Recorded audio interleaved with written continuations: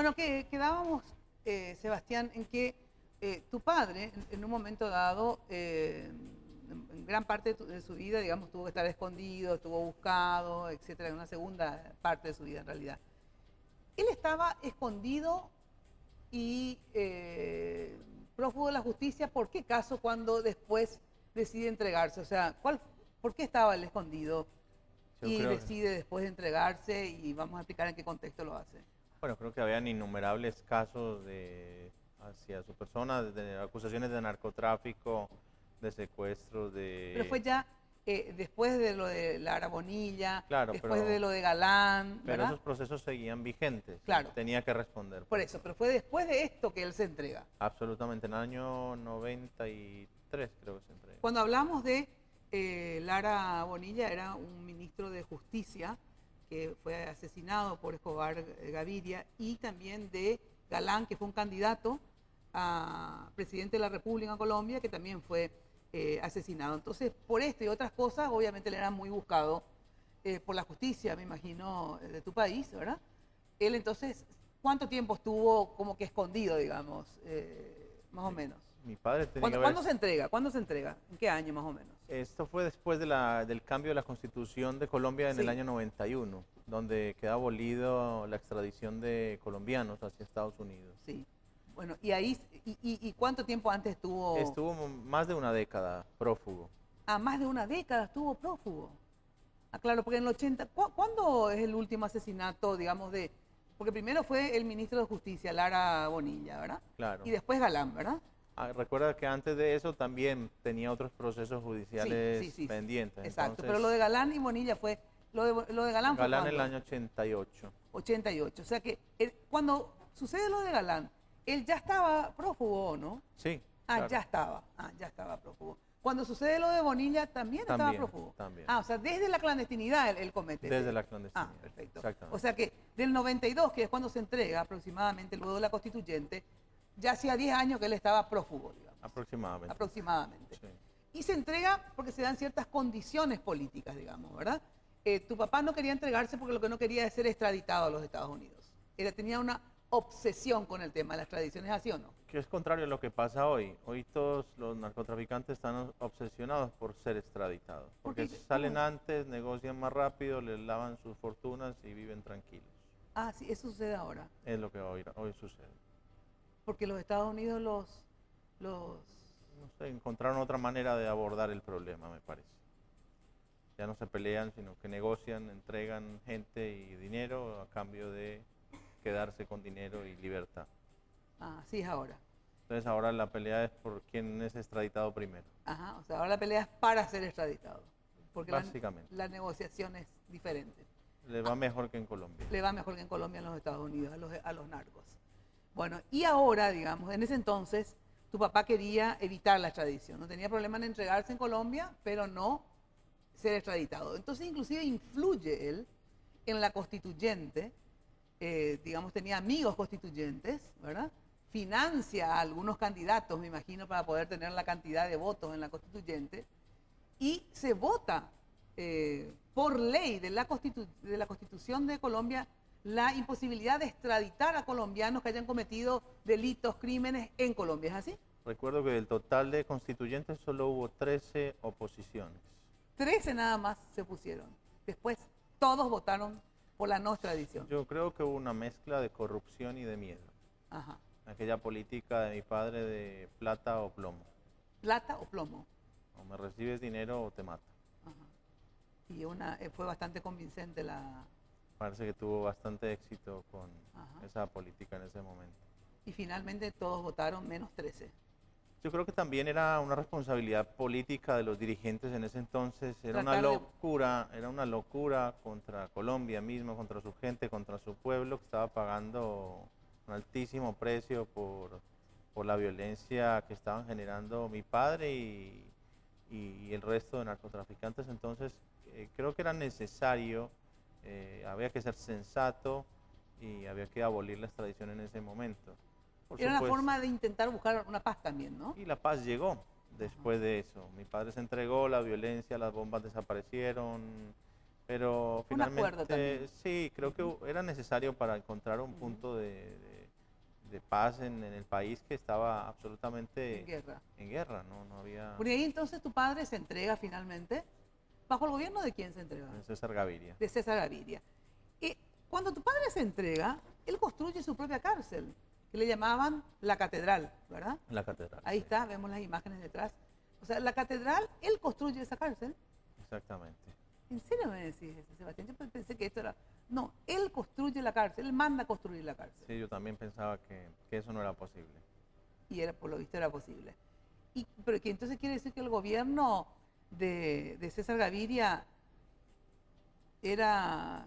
Que, Mi padre exigía ciertas condiciones de seguridad y el Ajá. único sitio dentro de la ciudad de Medellín que cumplía con esos requisitos era esa área, que era una montaña muy alta, de muy difícil acceso, con una sola vía para acceder a ella, muy difícil acceder por la parte posterior, vivía casi nublada la mayor parte del tiempo, lo que hacía difícil sobrevuelos o ataques aéreos, etcétera. Entonces cumplía con una serie de requisitos que él no estaba dispuesto a negociar si no era ese el lugar. Ajá. Bueno, y es cierto que y ustedes estaban, cuando él estuvo preso, bueno, finalmente se entrega, se queda en la catedral. Ajá. ¿Cuánto tiempo se queda en la catedral? Entiendo que 13 meses. 13 aproximadamente. meses. Durante esos 13 meses, ¿es cierto que ustedes, no sé de qué lugar, ustedes veían la catedral, la cárcel? Es que casi que se ve de todas partes de Medellín, porque está tan alta, cuando no hay nubes, puedes ver claramente ¿Y ustedes en ese entonces vivían dónde? Mientras él estaba en la catedral, digamos, ustedes estaban en un viviendo. edificio en Medellín. Y desde ahí veían, en serio, visibilizaban. Sí, se veía. Pero Y llegaban él a nosotros también. ¿Cómo que él a ustedes? O sea, Tenía unos aparatos enormes que veía hasta la patente de los vehículos. ¿en serio me decís? O sea, se miraban con aparatos. Sí, igual también íbamos Igual a iban a visitarlo. visitarlo. Sí, o nos quedábamos a dormir el fin de semana como si fuese una quinta. Claro. Bueno, ahora, ¿por qué se escapa tu padre de ahí? Y él se escapa, Espera, depende de quién le preguntes, ¿no? bueno, él estuvo ahí preso, por lo tanto tenía un proceso judicial, pero nunca fue condenado tu padre. Nunca fue condenado por ningún O delito. sea, no tiene una condena por ningún delito en Colombia. No es el único caso en el que se lo presume culpable a alguien sin ser condenado. Qué insólito. Nunca jamás fue condenado tu padre. No. Bueno, entonces mientras sigue el proceso, digamos, está preso, luego se escapa. A ver, ¿por qué se escapa? Se escapa según él porque el gobierno incumplió la promesa de que nunca lo iba a trasladar, no importara el motivo. Como que él siempre, su lugar de reclusión, si él era condenado sin importar la cantidad de años, Iba a ser ahí. iba a ser ese, hasta el final de cumplimiento de su condena. Sí. Había acusaciones que había seguido delinquiendo desde la cárcel. Seguramente nadie puede decir apago y me voy y cierra el negocio del cartel de Medellín. Era muy difícil, sobre todo cuando habían además enemigos que querían seguir atacándolo desde todos puntos de vista. Y creo que fue una lamentable pérdida y desperdicio de la oportunidad de mi padre de recuperar ese lugar en la sociedad, yo sinceramente tenía la esperanza y la fe de que él iba a cumplir una condena, de que iba a ser procesado, que iba a ser enjuiciado. Seguramente la condena no habría dejado satisfecho jamás de uno, pero iba a cumplir con un compromiso y íbamos a vivir como una familia en paz. Era la esperanza que yo tenía. Muy soñador de mi parte imaginar que algo así iba a ser posible y fue algo que no le duró mucho. Siento que él abusó de esa posibilidad que le dio Colombia para pagar sus culpas y de ese lugar.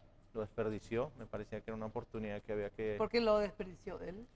Pues por su familia, ¿no? Porque en definitiva... No, pero ¿por qué lo desperdició en sentido por que los, hizo? por los crímenes que dicen que cometía desde Desde ahí, ahí. que seguía traficando, que seguía dando órdenes de... Seguramente pudo haber sido así. Entonces desperdició esa oportunidad de cumplir con la sociedad y con su familia también de poder... Teníamos la esperanza de que lo íbamos a recuperar muchos años después, décadas después quizá, pero que iba a estar vivo, tranquilo y en paz. ¿Y por qué se escapó, digamos? Aparte de que sabía, o sea, ¿le comunicaron que lo iban a trasladar, sí? Sí, normalmente mi padre se enteraba antes que la mayoría de autoridades de todas las órdenes que se impartían contra él. Y aparte del traslado, digamos, ¿es cierto que hubo también un problema dentro de la cárcel en el sentido de que él o le mató o... Tomaron rehenes cuando el gobierno envía como a 2 emisarios para comunicarle que iba a ser trasladado. Y él los toma de rehenes. Era el viceministro de Justicia, si mal no recuerdo, y otro personaje de alta jerarquía del gobierno.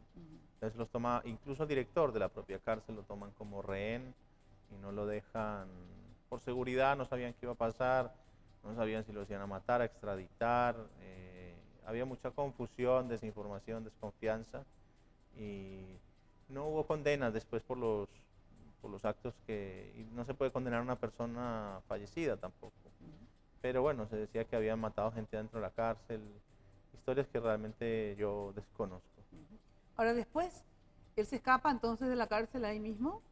Sí. Se queda otra vez nuevamente prófugo. ¿Cuánto tiempo hasta su muerte? Del escape hasta la muerte más o menos, ¿cuántos años? Creo que casi que cumplió 1 año solamente. 1 año. O menos. En ese periodo de tiempo, digamos, que él se escapa y está 1 año prófugo, ustedes, digamos, están viviendo en Medellín, ¿sí? Ahí nos escondimos con él directamente. Ah, o sea, ustedes se escapan con él entonces. Ahí ya no había opción. La única manera de Claro, sobrevivir era juntos. Ah, entonces van con él. Sí. ¿Y van a dónde con él? Nunca supimos dónde porque él nos vendaba los ojos para llevarnos a los escondites. Ah, les vendaban los ojos para que ustedes no Porque puedan... él decía que si bajo tortura cualquiera podía decir un montón de cosas, pero que si yo no sabía dónde estaba él, por más que me torturaran, nunca iba a poder revelar su paradero. Y se fueron a vivir con él. Todos. A un lugar que era una especie de estancia. Eran casas de ciudad o departamentos. Ah, eran ciudad, no era... Habían lugares era rurales. Urbano. Había de todo. Habían lugares porque se rurales. mudaban en ese año. Permanentemente. Bueno, en ese año entonces se mudan permanentemente, viven con él, ¿verdad? Después, ¿en qué momento, digamos, ustedes se separan de él? Porque cuando él lo matan, ustedes no estaban con él. Cuando comienzan las negociaciones con el gobierno para una segunda entrega. Ah, hubo una negociación para una segunda entrega. Él manifestó siempre públicamente que quería volverse a entregar a la justicia y con veeduría internacional, etcétera, pero ya no le servía a nadie, mi padre vivo. No había... Las promesas de negociaciones siempre fueron falsas para utilizarnos como carnada nosotros para poder llegar a su paradero. Entonces ahí que tu padre decide que ustedes se separen de él, ¿o cómo fue? Claro, él creyendo que iba a generarse un proceso de negociación y el gobierno nos ofrece protección a mí y a mi familia. Y nos fuimos a un mismo edificio donde habíamos vivido casi toda la vida. Nos ofrece la Fiscalía General de la Nación 40 hombres para protegernos y ahí nos metimos a vivir como durante 3 meses y todos los días nos hacían un atentado diferente. Todos los días un atentado diferente. Aproximadamente, sí. Pero ¿cómo si habían 40 hombres cuidándolos? Habían disparos, balaceras todos los días, se acercaban al edificio, tiraban granadas de fusil o granadas de mano, ráfagas de ametralladoras. Se supone de todo. que quiénes eran, digamos. No, digo, gente vinculada al gobierno, gente vinculada a todo. A todo, había de todo. Había todo. No se sabe ya. Tenías- Estaban mezcladas las banderas y las cosas que... Tenías en ese entonces 16 años prácticamente. 15. 15. De los 16 años que vivió tu padre, ¿cuál fue el peor momento para vos, Sebastián? O sea, ¿fueron esos últimos 3 meses? ¿Fueron, a ver, cuando estuviste escondido con él?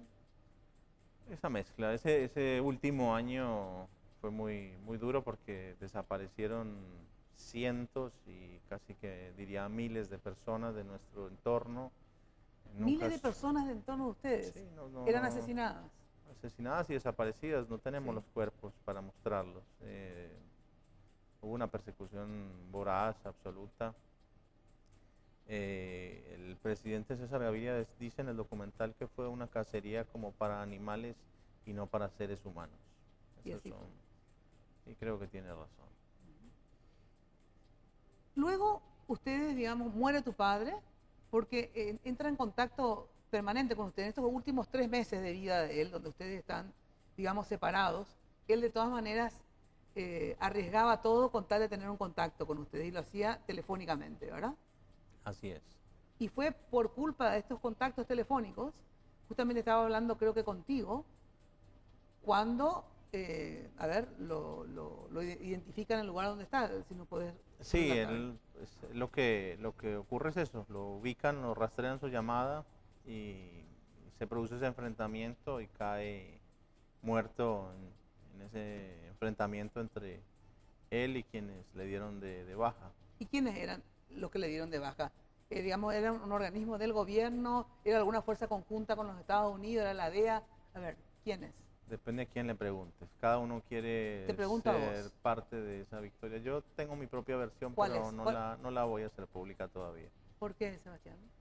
Porque yo conozco una versión muy diferente a la que finalmente conocemos todos, pero no me parece relevante. Mi papá está muerto, la diferencia de quién lo haya matado no hace importancia. ¿Pero quién crees vos que fue? No es un tema que no voy a comentar. ¿Y oficialmente quiénes fueron? Bueno, oficialmente fue la policía, oficialmente, si tú le preguntas a los Estados Unidos, fueron las fuerzas especiales de ellos. Si tú le preguntas a Colombia, fueron sus fuerzas especiales. Si tú le preguntas a los franceses, fueron los franceses. Tú sabes que yo vi el documental y lo recomiendo. Y hay una parte que realmente me impresionó, o sea, realmente te dan ganas de llorar, donde envías una carta a las víctimas de tu padre, o sea, a dos de las víctimas de tu padre. Me refiero a los hijos del ministro de Justicia, que es Lara Bonilla, ¿verdad? Uh-huh. Y a los hijos del candidato a presidente de Colombia, Luis Carlos Galán. Luis Carlos Galán. Correcto. Quiero que podamos compartir una partecita del documental que les digo que si pueden entrar a internet lo vean, que es Los pecados de mi padre. Y esto hace referencia justamente a este encuentro, digamos, con los hijos de la víctima de su padre. Respetados Claudio, Juan Manuel, Carlos y Rodrigo, ¿cómo le describes a una familia a la que tu padre le causó tanto daño? ¿Qué le dices a unos jóvenes de tu misma edad y profundamente dolidos al respecto? ¿Cómo empezarías una conversación con alguien que lleva adentro un dolor tan legítimo? ¿Cómo puedes aún pedir perdón a una nación entera sin ofenderla? Además de pedirles perdón en nombre de tu padre y aún sabiéndote en la ignominia, ¿es eso acaso realmente suficiente? Soy consciente del daño que mi padre con sus actos le ocasionó al país y a la humanidad. Por una supuestamente lógica razón, yo debería ser el vengador de la muerte de mi padre. Y esa razón ha servido como alimento del odio contra mi persona y familia. Diariamente despierto en busca de la paz, porque lo que aprendí justamente de esta historia es que no creo que la violencia sea el camino o la excusa para nadie. La carta pues me pareció un gesto que había que responder.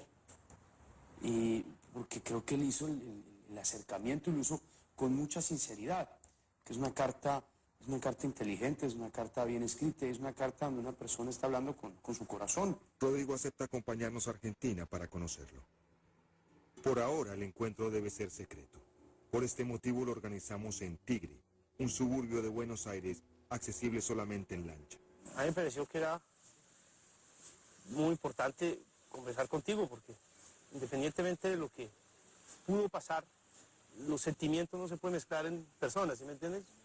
Es muy difícil desligar todas estas cuestiones. Hay apellidos de por medio, hay familias, hay seres queridos, está la terrible muerte de tu padre. Finalmente estamos todos huérfanos, ¿entiendes? Tú no has vuelto a Colombia, ¿no? No, yo nunca más volví. Finalmente, en una noche histórica en Bogotá, los hijos de Luis Carlos Galán y Rodrigo Lara Bonilla se reúnen con el hijo de Pablo Escobar.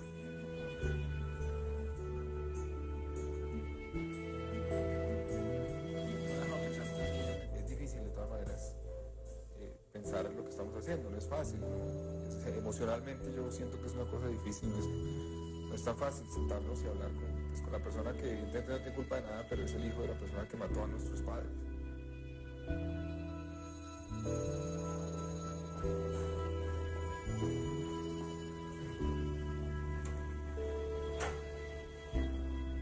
Juan Manuel, se los digo a todos, lamento profundamente lo que la familia de ustedes sufrió, lo mismo la de Rodrigo, tanta violencia y tanto dolor. Y yo estoy aquí para pedirles perdón y para mirarlo a los ojos a cada uno, justamente porque creo que así debe ser. Yo quería decir lo grato que fue ver ese gesto de acercarse a nosotros, de querer propiciar un encuentro que podría tener un significado importante para el país, creo. Mi papá siempre dijo que pues, todos somos víctimas del narcotráfico. O sea, usted evidentemente también es una víctima del narcotráfico y fue de las primeras víctimas también. Primero quería decir que nosotros hemos sentido que no tenemos nada que perdonarle, pues porque igual pues nosotros lo vemos como completamente ajeno a todo lo que significó pues Pablo Escobar, por una parte. Por otra, este encuentro, este gesto, para nosotros es el punto de partida de seguir buscando esa justicia y buscando esa verdad.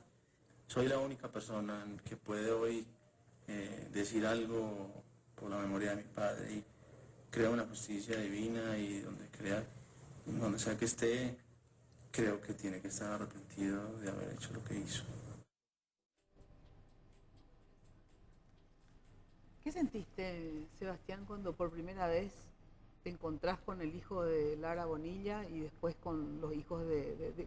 ¿Cuál fue el sentimiento cuando pudiste tocarlo, verlo? Es algo indescriptible, es una emoción muy, muy poderosa. Sentía un terrible dolor abdominal, parecía que me habían metido una puñalada, creo que por el estrés, por los nervios del momento, por no encontrar las palabras correctas para saludarlos, para acercarme.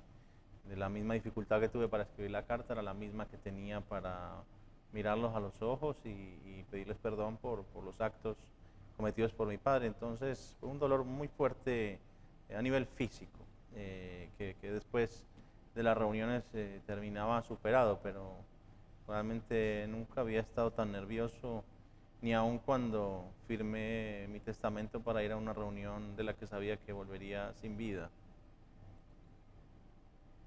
Cuando escribiste la carta, digamos, me comentabas fuera del aire que yo te dije, ¿vos escribiste la carta? Te pregunté, ¿vos? Porque realmente es una carta muy inteligente, de verdad.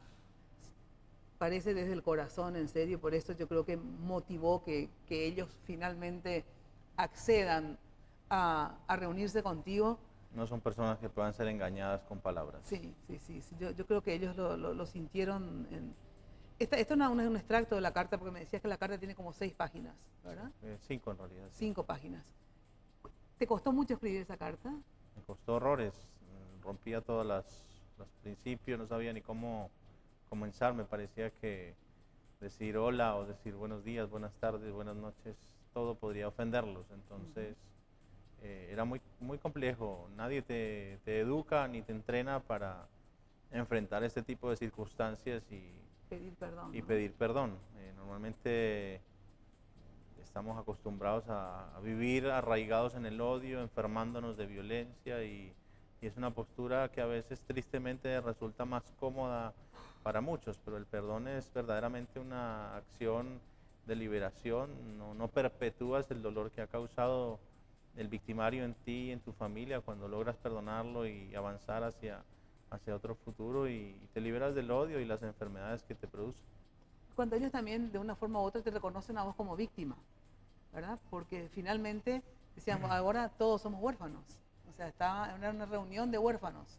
Víctimas y victimarios fueron asesinados, digamos, ¿verdad? Absolutamente. O sea, realmente nadie había ganado. Nadie había ganado a través de la violencia, absolutamente nadie había ganado.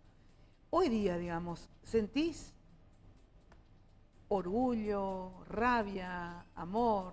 ¿Qué sentís cuando recordás a tu padre? Amor. Amor. Absoluto amor. Predomina el amor. Por encima de todas las cosas. Sí. El amor que yo tengo como hijo hacia mi padre no me permite cuestionarlo. No soy quien para eso. Soy simplemente un una persona que quiere entender esta historia con la mayor sensatez, humildad, honestidad y transparencia posible, pero prevalece por encima de todas las cosas el amor y tengo la certeza de que mi padre se ha llevado eso a la tumba porque sabía que aún en los momentos en los que yo le manifestaba mi desacuerdo frente a su accionar, jamás lo abandoné y el hecho de que me haya cambiado la identidad no significa absolutamente nada, es ridículo escuchar esos comentarios, sencillamente él sabe que estuve Era una cuestión de vida o él, muerte hacerlo. él sabe que estuve con él en las peores de todas y que jamás quise abandonarlo. ¿Por qué nunca se te ocurrió seguir los caminos de tu padre? Era el más fácil para seguir de todos los caminos. Era el más fácil, podías hacerlo. Todo lo podemos hacer. ¿Por qué decidiste no hacerlo? Porque aprendí las lecciones de la violencia e insultaría el legado de la vida si me dedico a ser Escobar 2.0. Me parece que no habría venido aquí a nada y no habría aprendido absolutamente nada que valga la pena. Si tu padre te pudiera escuchar en este mismísimo momento, luego de esta entrevista, ¿qué le dirías a tu padre? A ver? Que lo amo. Simplemente que lo amas. Exactamente. Termina el documental Los pecados de mi padre con una reflexión realmente interesante. Dice, han matado, palabras más, palabras menos, han matado a Pablo Escobar Gaviria, sin embargo, no acabó el narcotráfico ni acabó la violencia en Colombia.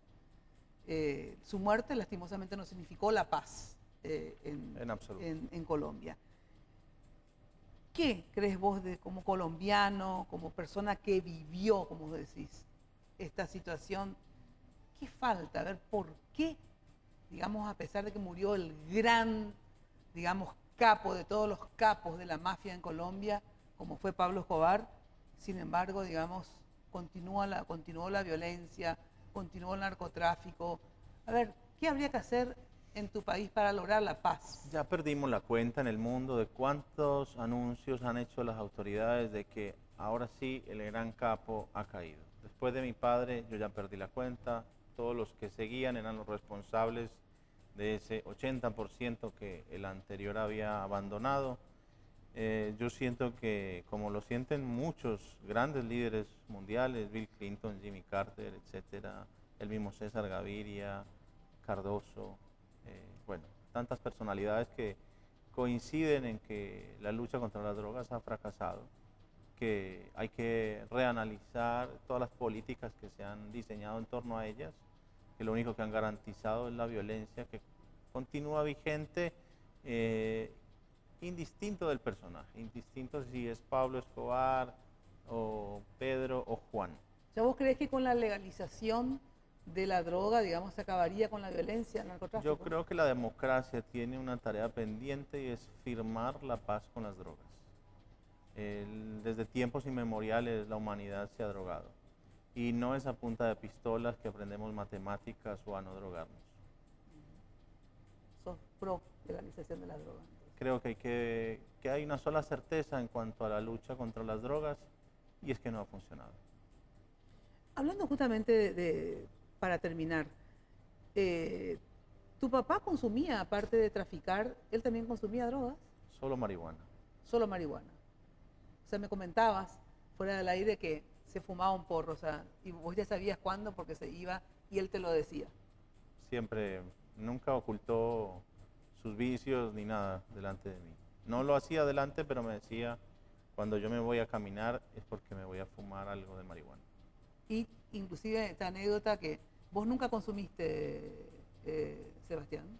En realidad él me explicó todas las drogas, me contó sus problemas, las adicciones que generaban, las alucinaciones que causaban, cómo podía reconocerlas. Me dio una clase magistral sobre el tema de las drogas, clases que no le dan a ningún chico en el colegio y que deberían, porque hay que educarnos sobre el tema de las drogas. Yo no me imagino a un niño más expuesto al mundo de las drogas que mi persona.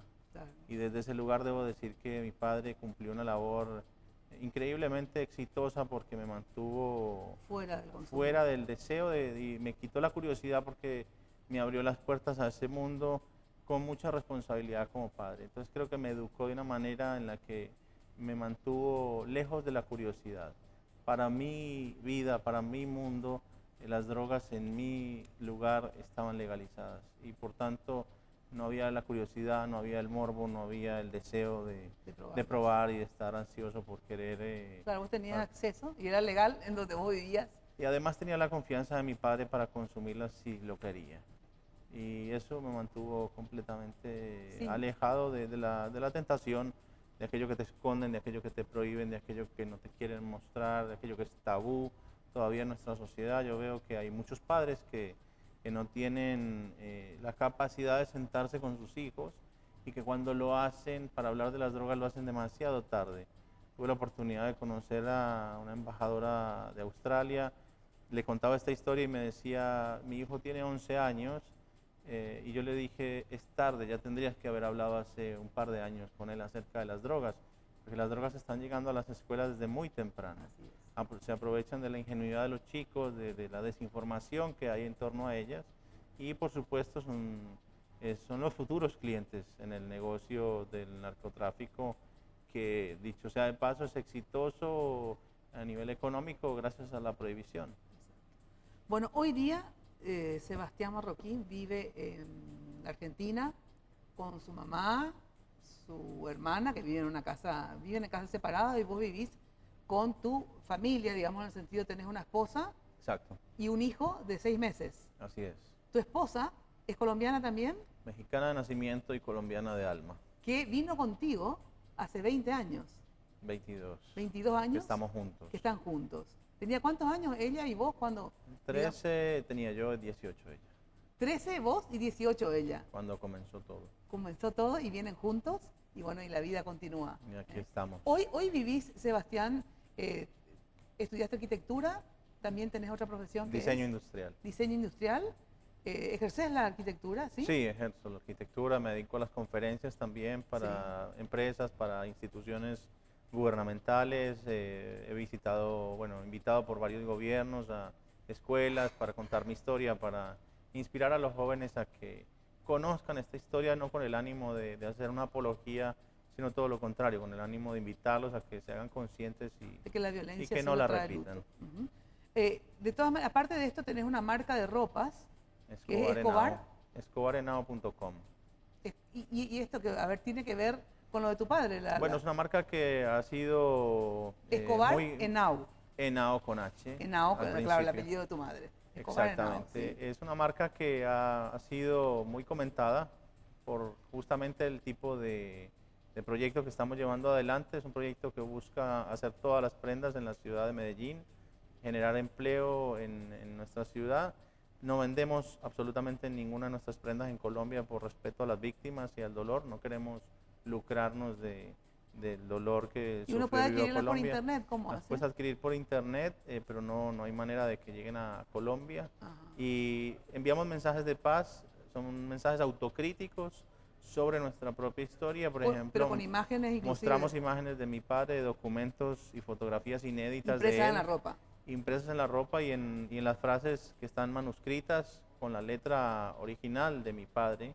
Enviamos mensajes como cómo pinta tu futuro, por ejemplo, cuando hablamos de su carnet universitario y lo ubicamos a él en ese momento en el que él fue rechazado para acceder a la educación.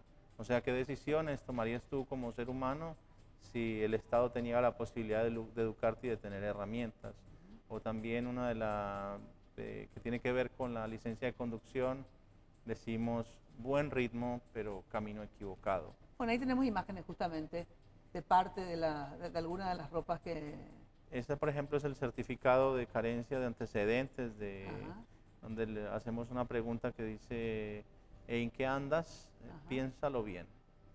Es como para invitar a la reflexión, al debate, pero no hacemos apología, no vas a encontrar nunca una prenda nuestra que tiene que ver con el deseo de buscar la imitación de la figura de mi padre. Por supuesto es mi papá, claro, y me han tildado de miles de cosas por haber realizado este proyecto, pero creo que tiene una enorme capacidad de éxito y hemos recibido mensajes, por ejemplo, de muchas madres de México que está viviendo tanta violencia asociada con el narcotráfico hoy, sí. donde ellas encuentran en nuestra marca la esperanza de que a través de la piel, a través del contacto con esta historia, con esta realidad y estas reflexiones de paz que escribimos en todos los lugares de nuestras prendas, en las etiquetas. No hay un lugar Solamente que esté se puede desperdiciado. comprar vía internet, no hay una tienda en Buenos Aires, nada. Hay una tienda en Chile, hay tiendas en Guatemala, en Nueva York, en México, en Austria. No tiendas nuestras, sino tiendas que la venden. Boutiques que venden. Ajá. Y si no, buscamos en internet.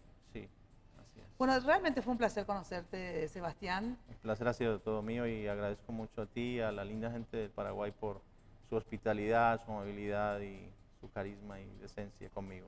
Bueno, y que ojalá realmente este ejemplo de paz y de perdón, que lo vimos en el documental, que lo recomiendo, en esta actitud tuya de poder pedir perdón sinceramente, y en la actitud de las víctimas de tu padre en conceder ese perdón, en realidad es un ejemplo demasiado importante que ojalá la sociedad pueda hacerlo.